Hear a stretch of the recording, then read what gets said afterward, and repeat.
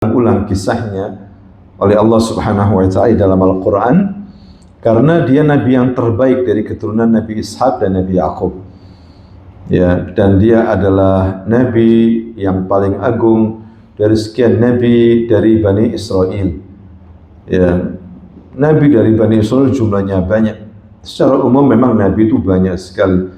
Ada 124.000 nabi, 313 rasul, dan Nabi Musa termasuk di antara ulul azmi minar rusul, ya, nabi-nabi pilihan.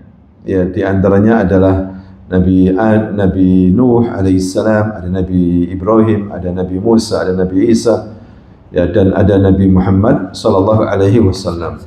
Mereka disebut dengan apa? Ulul azmi, yang juga disebutkan kisah Nabi Musa dalam banyak sunnah-sunnah nabawiyah, seperti kisah nanti manusia di padang mahsyar, ya, di mana manusia mengalami kesusahan saat itu, penungguan yang lama, ya, kapan dimulai sidang, ya, mereka menunggu 50.000 tahun, ya, sehingga mereka mulai gerah, ya, mereka mendatangi Nabi Adam, memohon agar Nabi Adam menghadap Rabb-nya agar diselesaikan urusan. Ini belum keputusan, ya, masih mengambang, ya, penungguan yang sangat lama. Matahari di kepala mereka 1 mil. Nabi Adam tidak berani, dia menyebutkan dia pernah berbuat dosa, dia pernah membuat marah Allah yang belum marah sebelumnya. Pergilah kalian ke Nuh. Ya, mereka kemudian mendatangi Nabi Nuh. Ya, Nabi Nuh juga tidak bisa. Mereka mendatangi Nabi Ibrahim. Nabi Ibrahim juga tidak bisa menolong mereka. Mereka mendatangi Nabi Musa. Ya, toh Nabi Musa pun tidak bisa. Ya, Nabi Isa juga tidak bisa. Maka Nabi Muhammad sallallahu alaihi wasallam yang membantu mereka. Ana laha. Ya, aku insyaallah bisa membantu kalian. Kemudian Nabi Muhammad sallallahu alaihi wasallam bersujud di bawah arsy Allah Subhanahu wa taala, ya, sambil memuji Allah, sambil menangis. Kemudian Allah mengatakan, ya Muhammad, irfa' ra'sak, ya, angkat kepalamu, was'al tu'ta, mintalah kamu akan diberi, washfa' tushaffa, ya, mohon perizinan syafaat, kamu akan diberikan izin untuk memberikan apa? Syafaat. Nabi Musa juga dikisahkan dalam kisah Isra dan Mi'raj, ya, di mana waktu itu Nabi Shallallahu Alaihi Wasallam dibawa oleh malaikat Jibril menaiki buraq dari Mekah menuju Baitul Maqdis. Di sana Nabi bertemu dengan para nabi dan para rasul. Nabi Muhammad Shallallahu Alaihi Wasallam menjadi imam salat. Nah, ketika Nabi mau dinaikkan, Nabi Muhammad SAW melihat Nabi Musa dan Nabi Adam lagi berdebat. Ya, Nabi Musa mengatakan, ya Adam, kamu Abul Bashar, bapak moyangnya manusia yang Allah ciptakan langsung dengan 2 tangannya. Ya, gara-gara kamulah ya Adam, kita ini sengsara di dunia. Coba kalau kamu dulu nggak berbuat dosa, kita tinggal di surga. Ya, sekarang kita tinggal di dunia susah kayak gini. Kamu yang sebab. Maka Nabi Adam mengatakan, ya Musa, bukankah kamu dipilih oleh Allah, dikasih kitab suci, dan diajak bicara langsung sama Allah? Engkau mendebat aku dengan sesuatu yang telah ditakdirkan oleh Allah. Ya, 50.000 tahun sebelum Allah menciptakan langit dan bumi, Allah sudah menakdirkan semuanya ini. Engkau membantah takdir Allah. Maka Nabi Muhammad mengatakan, fahajja Adam Musa. Maka Nabi Adam berhasil mengalahkan Nabi Musa. Hadirin sekalian, begitu juga diceritakan oleh Nabi bagaimana Nabi Musa bertemu dengan Nabi Muhammad sallallahu alaihi wasallam di langit yang keberapa? Langit yang ke-6. Padahal baru bertemu di Baitul Maqdis, kemudian Rasul diangkat lagi, dinaikkan ke langit-langit, dan bertemu lagi di langit yang ke-6 dengan Nabi Musa alaihissalam. Dan Nabi Musa lah yang menasihati agar Rasulullah meminta izin lagi diberikan keringanan salat. Ya, dari 50 sampai ke 5. Nabi Musa tetap memberikan anjuran agar Rasul kembali lagi menemui Allah. Maka Rasulullah mengatakan, aku sudah balik menemui Allah. Dan Allah menakdirkan, mewajibkan aku dan umatku untuk mengerjakan salat 5 waktu sehari semalam. Aku mau minta keringanan, aku malu. Aku malu. Ini menunjukkan Nabi ini punya sifat apa? Malu. Nabi Musa kisahnya banyak sekali diulang-ulang oleh Allah di dalam Al-Quran. Ada 136 kali. Ya, kararallah qissatu Musa fi 34 surah. Dalam 34 surah. Nabi Musa luar biasa kisahnya, hadirin sekalian. Nah, disebutkan di sini oleh Allah Subhanahu wa taala, "Wadhkur fil kitabi Musa." Ceritakan ya Muhammad kepada umatmu kisah Nabi Musa. Ya, innahu kana mukhlasan. Sesungguhnya Musa ini mukhlasan, di fathahkan lamnya, mukhlasan, bukan mukhlisan tapi mukhlasan. Apa itu arti mukhlasan? Mukhlasan itu artinya mukhtar, Mustafa, yang dipilih. Ya, yang dipilih. Bisa juga sebagian ahli tafsir membacanya mukhlisan, yang ikhlas. Jadi dua-duanya benar. Terkadang dibaca mukhlasan, dia yang dipilih oleh Allah. Terkadang dibaca apa? Mukhlisan. Ya, kalau mukhlisan orang yang ikhlas, kalau mukhlasan orang yang dipilih. Kata para ulama memberikan pertengahan dalam jawaban di sini, dua-duanya benar. Tidak mungkin orang itu dipilih kecuali ikhlas dulu. Dan tidak mungkin orang itu ikhlas kecuali memang orang yang dipilih oleh Allah SWT. Ini dua-duanya benar. Ya, di sini menunjukkan bisa dibaca mukhlasan, bisa dibaca apa? Mukhlisan. Karena dua-duanya ada dalil. Misalnya dia dipilih. Allah SWT berfirman di dalam surah Al-A'raf ayat 144, "Qala ya Musa inni istafaituka." Wahai Musa, sungguhnya aku pilih kamu 'alan nas, atas manusia, birisalati, dengan apa? Risalahku, wa bikalami, dan dengan apa? Perkataanku. Aku berbicara langsung kepadamu. Lihat di sini, min a'zamil basar, mulia seagung-agungnya manusia. Para ulama mengatakan, kenapa? Karena Nabi Musa langsung diajak bicara sama Allah Subhanahu wa taala. Wa kallamallahu Musa taklima. Ya, orang-orang Mu'tazilah menolak sifat Allah kalam. Allah tidak berbicara. Sehingga dirubah wa kallamallahu Musa wa kallamallaha Musa taklima. Sekarang yang maf'ul itu siapa? Allah. Al-fa'il Musa, yang berbicara itu Musa, dan yang diajak bicara siapa? Allah. Itu orang-orang apa? Mu'tazilah. Kan aslinya wa kallamallahu, dan Allah mengajak bicara sama siapa? Nabi Musa. Dibalik, bukan dibalik, dikasih fathah wa kallamallaha Musa. Musa mengajak bicara sama Allah, bukan Allah yang mengajak bicara sama Musa. Ini orang Mu'tazilah. Karena orang Mu'tazilah dan orang Jahmiyah mengingkari bahwa Allah itu bicara. Kalau bicara berarti sama dengan makhluk. Ya, pasti bicara mengeluarkan suara, pasti bicara mengeluarkan huruf-huruf. Itu yang tidak boleh. Itu menurut siapa? Mu'tazilah, Jahmiyah, hadirin sekalian. Begitu juga Asy'ariyah, sama dengan Mu'tazilah. Ya, dia bingung Allah bicara apa enggak bicara. Intinya Allah tidak berbicara. Itu kelompok Asy'ariyah. Ya, kelompok Kalamiyah, firqah Kalamiyah, seperti itu. Maka Ahlus Sunnah menetapkan bahwa Allah itu berbicara, dan ini buktinya Al-Quran, kalamullah. Ya, makanya di sini jelas sekali Nabi Musa dipilih oleh Allah, dia ajak bicara. Allah yang bicara. Ya, kenapa? Tahu, cuma gini, jangan disifatkan suaranya Allah, ya, pendengarannya Allah sama dengan apa? Makhluk. Laisa kamitslihi syai'. Bisa, hadirin sekalian. Ya, betul-betul mungkin namanya sama, yatakallam. Kita bicara, Allah juga bicara, apakah sama? Bicaranya Allah dengan kita? Tidak sama. Ya, dari sisi balaghahnya saja, sastranya jauh. Kita kalau ngomong ngaco, mana yang fa'il, mana yang maf'ul, kan begitu ya. Mana yang tata krama kadang-kadang campur. Kalau Allah tidak, begitu indah. Ya, indah, apa namanya? Quran itu indah karena dia kalam Allah. Maka jangan dibandingkan kalam Allah dengan kalamun nas. Ya, walaupun ditulis oleh ahli seni sekalipun. Ahli seni itu kan luar biasa. Penggubah lagu, tahu lagu ya? Itu kan yang ngarang siapa? Ahli seni. Pakai perasaan. Sehingga hasilnya luar biasa. Jangankan manusia, kuda aja bisa joget dengan apa? Lagu dengan musik. Jangankan manusia. Manusia bisa nangis dengan merenungkan apa?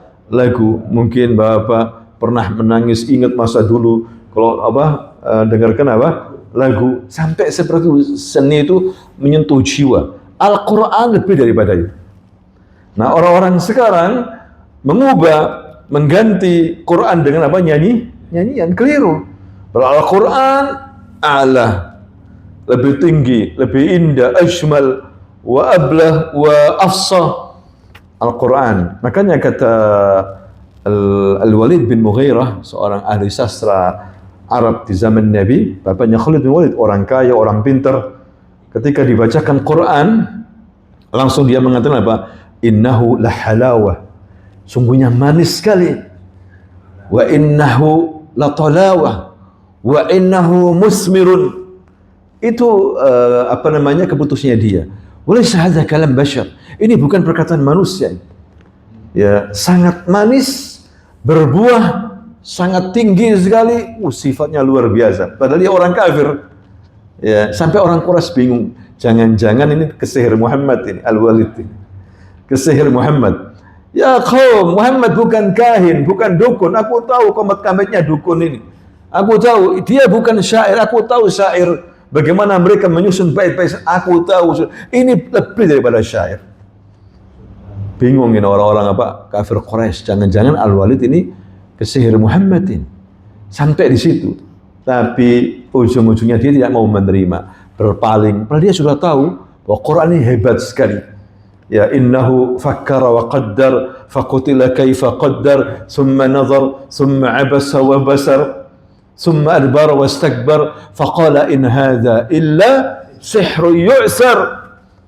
Dia mikir lagi, mau meletuskan, mikir lagi. Orang-orang menanti, ya apa? Ya apa? Bagaimana kalau bahasa? Bagaimana ya Al-Walid? Bagaimana ini? Sebentar, aku mikir dulu, aku menentukan, aku mikir. Terus ujung-ujungnya ini sihir yang punya pengaruh. Padahal awalnya mengatakan walaysa bisihir. Padahal ini bukan apa? Sihir. Begitulah memang hati kalau belum dikasih hidayah tidak bisa, hadirin sekalian. Nah, Al-Quran kalam Allah, bukan kalamul bashar. Jadi di sini jelas sekali ucapan Allah kepada Nabi Musa, aku pilih kamu ya Musa di antara seluruh manusia dari Bani Israel, anta afdaluhum, anta akbaruhum, anta nabiyuhum. Aku pilih kasih risalah, dikasih apa, diajak bicara, fakhudh ma ataituka, maka ambillah apa yang aku beri kepadamu, wa kum minasyakirin, jadilah orang-orang yang bersyukur. Ya, jadi ini ada dasarnya juga. Nah, hadirin sekalian, apa namanya, di sini menunjukkan bahwa Nabi Musa memang orang yang ikhlas karena Allah Subhanahu wa taala. Makanya dipilih oleh Allah Subhanahu wa taala. Jadi boleh dikatakan mukhlisan karena dibaca mukhlasan. Boleh karena dua-duanya benar artinya. Dia yang dipilih, dia orang yang apa? Ikhlas. Ini menunjukkan pentingnya ikhlas. Ya, kalau orang itu beramal tidak ikhlas, nggak diterima oleh Allah Subhanahu wa taala. Sampai ada seorang ulama yang bernama Nafi' bin Jubair rahimahullah, dia pernah diajak teman-temannya untuk melayat jenazah. Ta'al ya Nafi', kita ta'ziyah melayat jenazah. Tunggu sebentar. Dia masuk rumah, tunggu ya sebentar ya, kemudian baru dia keluar. Kenapa ditanya? Aku menata hatiku dulu supaya ikhlas. Ya, terkadang ikhlas harus ditata. Betul-betul dia takziah itu ikhlas, jangan sampai karena ini. Nah, itu tidak apa-apa seperti itu. Sebentar ya, saya mau coba mengatur ini supaya sholat ini betul-betul ikhlas. Kadang harus seperti itu hati. Kalau hanya ikut-ikutan saja, bisa jadi ria atau karena ini, karena itu, nggak enak. Ya, nggak diterima oleh Allah Subhanahu wa taala. Nah, di sini juga disebutkan oleh Allah Subhanahu wa taala, wa kana mukhlasan wa kana rasulan nabiyya. Dia rasul plus apa? Nabi. Nah, pertanyaannya, apakah beda nabi dan rasul itu? Ya, kata para ulama beda. Ya, kalau rasul pasti apa? Nabi, dan kalau nabi belum tentu apa? Rasul. Bedanya apa? Ada yang mengatakan kalau rasul diperintahkan untuk berdakwah, sementara nabi nggak diperintahkan untuk berdakwah. Ada yang mengatakan seperti itu. Apakah ini pendapat benar? Belum tentu juga. Ulama aja boleh berdakwah, masa nabi nggak boleh? Betul nggak? Berarti pendapatnya lemah. Ya, ulama aja, ustadz kiai aja boleh berdakwah, apalagi apa? Nabi. Masa rasul aja yang berdakwah? Ya, nabi juga boleh berdakwah seperti itu. Ya, walaupun mungkin nabi terbatas, ya, itu wilayahnya itu terbatas, tapi dia boleh berdakwah. Ada juga yang mengatakan kalau rasul membawa syariat baru, ya, sedangkan nabi hanya meneruskan syariat sebelumnya. Ada yang mengatakan begitu, tapi dikritik juga oleh para ulama definisi ini. Nabi Ismail seorang rasul, ya, padahal dia anaknya siapa? Nabi Ibrahim. Buktinya dia diangkat jadi rasul. Ya, berarti dia masa bawa syariat baru seperti itu. Ada yang mengkritik seperti itu. Ada juga yang mengatakan, hadirin sekalian, kalau rasul diutus kepada kaum yang menentang langsung, berat-berat biasanya yang dihadapi itu rasul. Seperti Nabi Musa menghadapi apa? Fir'aun. Ya. Sedangkan kalau nabi itu membantu rasul. Nah, ini definisi yang disetujui oleh Syekhul Islam Ibnu Taimiyah dan beberapa ulama. Jadi rasul itu tantangannya lebih besar daripada nabi. Bahkan kadang rasul dibantu oleh seorang apa? Nabi, seperti itu. Kalau nabi nggak terlalu banyak tantangannya. Ya. Ada juga yang mengatakan hubungan antara nabi dengan umatnya, sedangkan kenabian itu adalah hubungan dengan dirinya dengan Allah Subhanahu wa taala. Ada yang mengatakan begitu. Kalau rasul itu langsung berhadapan dengan apa? Umatnya. Sedangkan nabi biasanya hanya kepada siapa? Allah Subhanahu wa taala. Seperti itu. Sebagaimana di sini misalnya Nabi Muhammad sallallahu alaihi wasallam awal turun kepada dia wahyu surah apa? Surah Iqra. Iqra bismi rabbikal ladzi khalaq, khalaqal insana min 'alaq. Kata para ulama, nubbi bi Iqra. Muhammad jadi nabi ketika turun surah apa? Iqra, tapi belum rasul. Belum apa? Rasul. Kapan dia menjadi rasul? Ketika turun surah Muddatsir. Ya ayyuhal muddatsir qum fa'andir.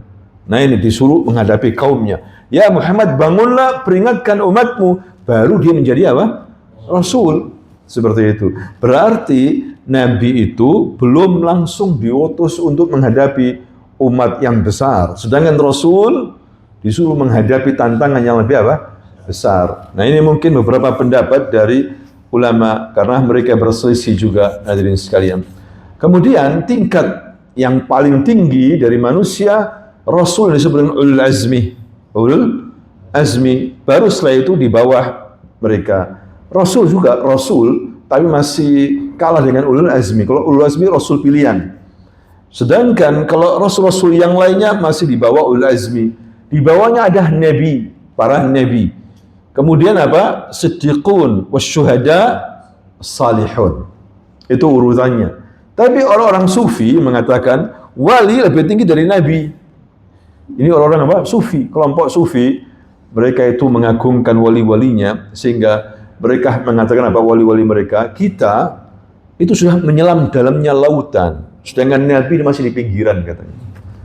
Ya, ngawurnya mereka. Nahnu khalas nasabbih fi umqil bahr wal anbiya fi syawati'iha. Sedangkan para nabi masih di pinggiran. Ini kurang ajar. Perkataannya apa? Kurang ajar.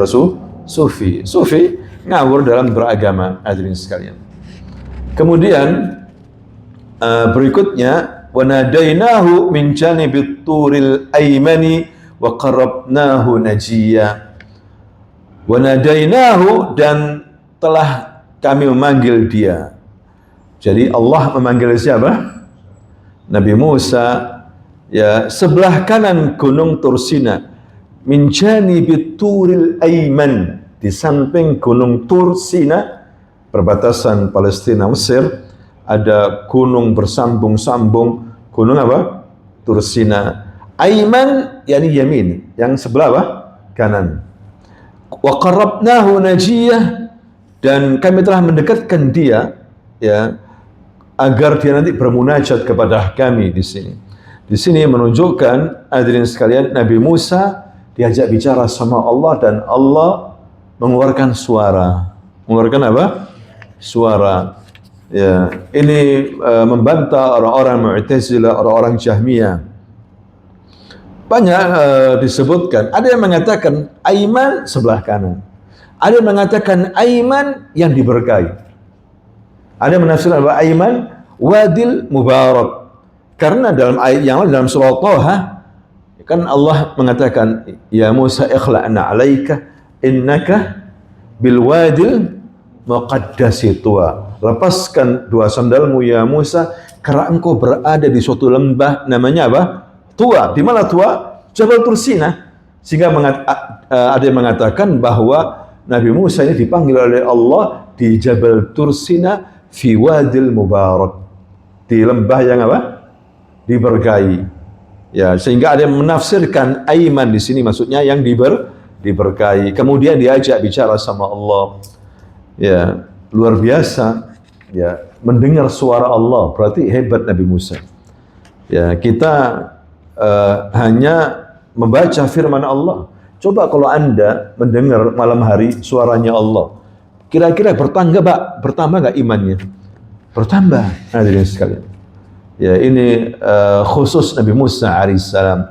Tapi juga nanti di kisah-kisah yang lainnya, para nabi juga sebagian pernah diajak bicara sama Allah. Seperti Nabi Muhammad SAW diajak bicara sama Allah. Tapi Nabi Musa lebih sering. Nabi Muhammad diajak bicara ketika di mana? Sidratul Muntaha, bahkan lebih atasnya lagi. Dan dalam jarak yang sangat dekat sekali. Wa kana bainal qausaini aw adna. Diajak bicara sama Allah dalam jarak dua anak panah atau lebih dekat daripada itu. Nah, pertanyaannya, hal Rasul ra'a rabbahu? Apakah Rasul melihat Tuhannya? Aisyah pernah bertanya, ya Rasulullah, hal ra'aita rabbak? Hal ra'aita Tuhan, melihat Tuhanmu kamu? Allah? Maka Rasul menjawab, inni ara nuran. Aku hanya melihat apa? Nur. Wa hijab bainallah wa bainal 'abd nur. Ya, yang bisa menghalangi itu cahaya. Manusia nanti di hari kiamat melihat Allah di surga. Tapi dunia tidak ada yang bisa melihat Allah. Kalau ada orang sufi, dzikir, la ilaha illallah 1000 kali, khalas melihat Allah, dusta. Tidak ada yang bisa melihat Allah. Nabi Muhammad aja nggak bisa. Nabi Musa mencoba ingin melihat Allah, langsung pingsan. Ya Musa, kamu lihat gunung itu? Dilihat gunung, langsung jadi tanah. Karena kena apa? Cahayanya itu. Langsung sa'iqa, pingsan. Langsung dia minta ampun kepada Allah. Ya, ini menunjukkan apa? Allah mungkin datang, tapi kemudian hancur itu gunung dan ada cahaya. Jadi ada batasnya antara hamba dengan apa? Dengan Allah, yaitu cahaya. Kecuali nanti pada hari kiamat. Wujuhu yawma idzin nazirah ila rabbiha nazirah. Ya. Wajahnya ahli surga berseri-seri karena apa? Melihat Tuhannya langsung. Ya, katanya di antara doa Nabi, Allahumma inni as'aluka an-nadrat wajhika. Ya Rabb, aku minta kepadamu bisa melihat apa? Wajahmu. Dan ini kenikmatan yang tiada tara setelah surga. Ketika ahli surga sudah masuk surga, merasakan nikmat, tamatta' bil jannah, Allah mengatakan, wahai ahli surga, maukah aku berikan kalian yang lebih daripada ini? Ya Rabb, kita sudah masuk surga, wa bayyatta wujuhana, engkau putihkan wajah kita, Zain khalas. Ada lebih lagi daripada itu. Dibukakan tabir Allah. Akhirnya mereka bisa melihat Allah Subhanahu wa taala. Semoga kita bisa melihat wajah Allah Subhanahu wa taala. Tuhan yang selama ini kita sembah, insyaallah kita bisa melihatnya nanti. Nah, ini ahli sunnah punya keyakinan seperti itu, hadirin sekalian. Jadi di sini Nabi Musa alaihissalam dimuliakan oleh Allah Subhanahu wa taala dan diajak bicara. Bahkan di dalam surah Al-Baqarah 253 dikatakan di sini tilkar rusulu faddalna ba'dahum 'ala ba'd minhum man kallama Allah wa rafa'a ba'dahum darajat. Itulah rasul jamaknya rusul. Rasul jamaknya apa? Rusul. Apa jamak apa di sini? Jamak apa? Jamak taksir yang enggak beraturan. Ya kan? Kalau masjid, masajid. Ya kan? Kalau nabi anbiya. Kalau rasul, rusul. Ya, jamaknya rusul. Itulah rasul-rasul yang kami lebihkan, sebagian mereka dengan sebagian yang lain. Minhum kallamallah, sebagian mereka diajak bicara sama Allah Subhanahu wa taala, wa rafa'a ba'dahum darajat, dan Allah meninggikan beberapa di antara mereka beberapa derajat. Ya. Ini Asy'ariyah bingung dalam masalah ini. Mereka mengatakan bahwasanya Allah itu bicara tapi tanpa huruf, tanpa suara. Bingung deh. Karena apa? Karena mereka pakai ilmu kalam, filsafat. Ya, Asy'ariyah. Dan banyak orang kiai ulama Asy'ariyah, masih banyak sekarang. Di Indonesia mereka belajar di Mesir, di Tunisia, banyak yang Asy'ariyah. Ahli Quran, mereka hafaz Quran, tapi akidahnya apa? Asy'ariyah. Ya, sifat Allah dibatasi. Ya, bahkan mereka nggak percaya dengan apa? Allah di atas arsy. Ini muskilah. Ya, kecuali ahli sunnah wal jamaah, hadirin sekalian. Nah, seperti itu. Maka tidak heran ada beberapa ustadz yang punya pandangan beda tentang sifat-sifat Allah Subhanahu wa taala. Walaupun ahli Quran, walaupun mungkin tokoh, tapi akidahnya apa? Asy'ariyah. Asy'ariyah ini diambil dari Abu Hasan al-Asy'ari. Abu Hasan al-Asy'ari, kisahnya itu dia 40 tahun Mu'tazilah. 40 tahun Mu'tazilah karena berguru sama ayah angkatnya Al-Jubai. Ya, kemudian dia merenung bahwa selama ini salah. Dia harus berubah. Akhirnya dia pergi ke Masjid Baghdad, kemudian dia menyatakan, saya berlepas diri dari Mu'tazilah sebagaimana aku lepaskan bajuku ini. Ya, dia menyatakan bahwa Mu'tazilah firqah dhalalah. Ya, seperti itu. Bahwa yang dia alami selama ini salah. Dia termasuk ulama Mu'tazilah, bukan orang biasa, ahli debat, hafal Quran, Abu Hasan al-Asy'ari. Ya, tapi masih belum selesai ahlussunnahnya. Akidah salafnya masih belum selesai, masih bingung masih membatasi sifat Allah, masih belum keluar sama sekali dari Mu'tazilah. Baru setelah itu dia membaca kitabnya Imam Ahmad bin Hanbal, langsung dia faham, langsung kembali ke akidah salaf. Ya, dibuktikan dia mengarang 2 kitab yang masih ada sekarang ini, namanya Al-Ibana an Usulid Diyanah, dan yang kedua Maqalat Islamiyin. Maqalat Islamiyin. Jadi kalau ada orang sekarang mengatakan Asy'ariyah Ahlussunnah, salah. Ahlussunnah sudah lama sebelum Asy'ariyah. Ibnu Abbas sudah mengatakan Ahlussunnah wal Jamaah. Asy'ariyah kan masih jauh ratusan tahun. Ada yang mengatakan Asy'ariyah itu Ahlussunnah. La, Asy'ariyah firqah kalamiyah, kelompok ahli bidah yang banyak sekali meniadakan sifat-sifat Allah, kalam Allah. Ya, ini muskilah hadirin sekalian. Dalam sifat, dalam tauhid asma dan sifat, manusia ini berpecah belah. Umat Islam berpecah belah gara-gara tidak paham apa? Tauhid asma wa sifat. Pecah belah menjadi Qadariyah, menjadi Jahmiyah, Mu'tazilah, Sufiyah, apalagi Asy'ariyah, Jabariyah. Gara-gara tidak faham apa? Tauhid asma dan sifat. Itu sudah. Tapi ini penting memang tentang Allah, diri Allah itu penting. Kalau nggak paham, bahaya. Ya, bahaya hadirin sekalian.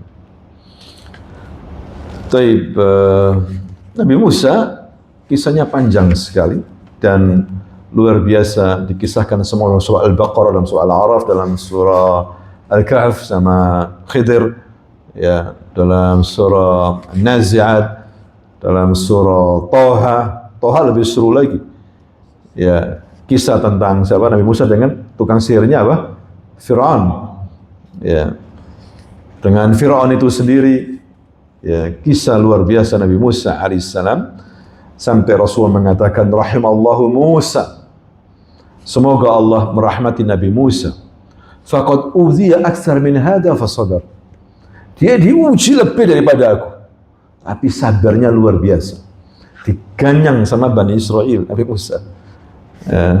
Hadirin sekalian, para nabi yang sangat agung, tapi Bani Israel tidak tahu cara terima kasih, bahkan banyak menyimpang. Padahal diselamatkan melalui mukjizatnya, bisa keluar dari Mesir. Itu ada yang mengatakan 2 juta, ada yang mengatakan lebih daripada itu. Malam hari keluar dari Mesir. Di depannya bahar. Mereka Bani Israel, kita ini di belakang kita tentaranya Fir'aun, habislah kita. Kata Nabi Musa, jangan takut, Allah memberikan petunjuk kepada aku. Dipukul dengan tongkatnya, maka laut ini kemudian terbelah menjadi berapa? 2. Seperti tembok begitu. Ajaib, kisah yang luar biasa. Mukjizat demi mukjizat diberikan Allah kepada Nabi Musa alaihissalam. Kemudian diteruskan di sini oleh Allah Subhanahu wa taala, wa wahabna lahu min rahmatina akhahu Harun nabiyya. Dan kami telah menganugerahkan kepadanya sebagai rahmat kami saudaranya Harun menjadi apa? Nabi. Jadi Harun kakaknya Nabi Musa alaihissalam. Harun lebih tua daripada Nabi Musa alaihissalam. Itu yang dalam sejarah. Jadi ketika Nabi Musa disuruh Allah menghadap Fir'aun, izhab ila Fir'auna innahu tagha. Ya Musa, kamu pergi menuju Fir'aun. Fir'aun sudah melampaui batas.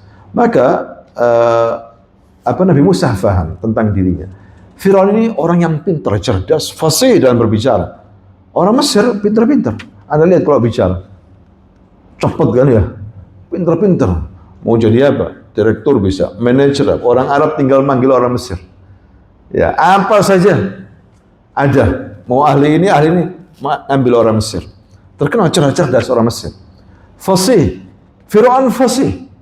Makanya Nabi Musa berdoa, Rabbi shrah li sadri wa yassir li amri wahlul 'uqdatam min lisani yafqahu qawli. Nabi Musa itu ngomongnya apa cadal. Bagaimana menghadapi Fir'aun nanti? Fir'aun menteri-menterinya fasih, pintar. Lah saya ya Arab, aku ini coba lepaskan ikatan-ikatan di lisanku ini agar aku nanti bisa bicara di hadapan Fir'aun. Subhanallah, Nabi Musa ketika bertemu dengan Fir'aun fasih luar biasa. Setelah doa ini, tapi keluar cadal lagi, gagap lagi. Makanya dia minta ada satu teman yang menyertai dia musyarakah, yaitu akhi Harun. Saudaraku apa?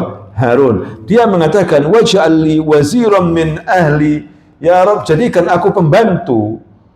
Berikan aku pembantu. Wazir ini pembantu. Pembantu apa? Rais. Wazir. Pembantu apa? Pemimpin kan? Pembantu apa? Presiden kalau di sini. Wazir kan menteri. Ada wazir dini, wazir amni, wazir iqtisadi, wazir kharijiyah, wazir dakhiliyah. Menteri dalam negeri, menteri ekonomi. Sekarang ada apa? Wazir riyadhah jadidan. Wazir apa? Riyadhah. Mempora kan gitu. Ya, wazir berarti apa? Pembantu rais. Pembantu maksudnya. Berikan aku pembantu ya Rabb dari keluarga aku sendiri. Siapa? Haruna akhi. Harun. Makanya di sini katanya Ibnu Katsir, ma syufi ahadun fi ahad syafa'atan fi dunya a'zam min syafa'ati Musa fi Harun an yakuna nabiyya. Katanya Ibnu Katsir, tidak ada syafaat lebih agung yang pernah Allah berikan dan pernah izinkan di dunia. Yang paling agung melebihi syafaatnya Nabi Musa kepada siapa? Harun. Langsung dikabulkan. Ibaratnya bikin, ya Rabb, ini adikku jadikan Nabi juga. Iya, nggak mudah loh bikin. Ya. Ini syafaat di dunia langsung dikabulkan Allah. Bukan syafaat biasa, menjadi apa? Nabi. Kenapa? Karena Harun afsahu minni lisanan. Harun lebih fasih daripada aku. Hadza akhi yatakallam fasaha. Amma ana ma huwa bifasih. Nah itu dikabulkan oleh Allah Subhanahu wa taala. Baik, barakallahu fikum, jazakumullah khair. Subhanakallahumma wa bihamdika asyhadu an la ilaha illa anta astaghfiruka wa atubu ilaik. Assalamualaikum warahmatullahi wabarakatuh. Waalaikumsalam.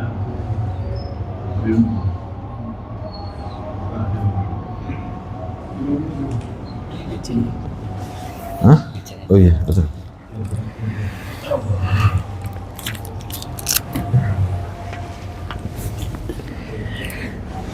Tidak apa, kalau sini Ustaz. Jauh, sehat. Assalamualaikum. Iya, sehat. Insyaallah. Ustaz. Assalamualaikum. Kaifa? Maman Baridwan. Iya, Bu, surat.